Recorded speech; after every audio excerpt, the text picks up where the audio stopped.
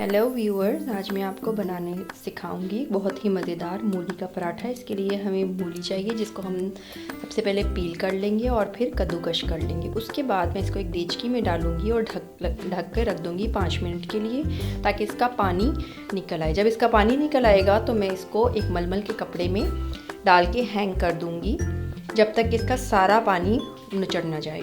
और जब इसका सारा पानी निकल जाएगा तो मैं इसको अच्छे से निचोड़ लूँ।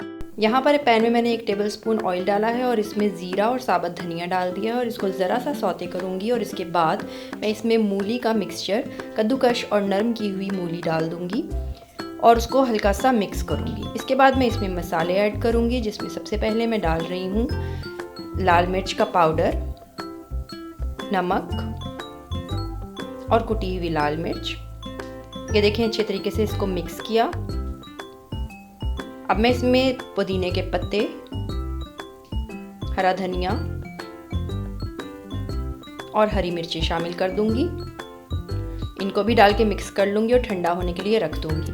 यहाँ पर मैंने आटे के पेड़े बना लिए हैं, छोटी छोटी बॉल्स बनाएंगे और इसको बेल लेंगे।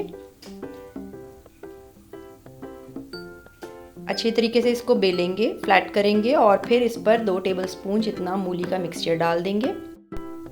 इसके बाद दूसरी लेयर जो पहले से बेल कर रखी हुई थी उससे इसको कवर कर देंगे। किनारों को अच्छे तरीके से बंद कर लेंगे और इसको दोबारा से थोड़ा सा फ्लैट कर लेंगे। हल्के हाथ से इसको बेलेंगे। यहाँ पर तवा मैंने गर्म होने के लिए रख दिया था और उस पर घी डाला है। इसके बाद मैं इसमें पराठा डालूंगी और इसको फ्राई करूंगी। एक तरफ हल्का सा पक जाएगा तो दूसरी तरफ मैं घी डालूंगी और तब ही इसको पलटूंगी।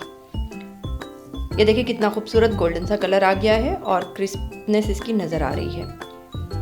पराठा रेडी है। इसको चटनी के साथ सर्व करें। मेरे चैनल को लाइक एंड सब्सक्राइब करना मत भूलिएगा। अल्लाह हाफिज़।